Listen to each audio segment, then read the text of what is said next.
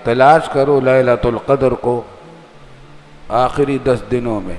यही एतकाब के जो दिन हैं अशरे अखीरा, इनके अंदर लैलतुल क़द्र का एहतमाल कवी है और वो ताक़ रातें हैं।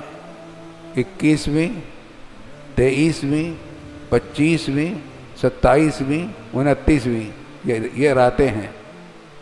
इन सब रातों में अगर जागेंगे तो लैलतुल क़द्र मिल जाएगी यकीनी तौर पर। आम तौर से ज़्यादा गुमान होता है 27वीं शब को, लेकिन एहतियातन इन 5 रातों में 21वीं, 23वीं, 25वीं, 27वीं और 29वीं इन तमाम रातों के अंदर इबादत करनी चाहिए लैलतुल क़द्र की तलाश में, तो यकीनी तौर पर लैलतुल क़द्र मिल जाएगी।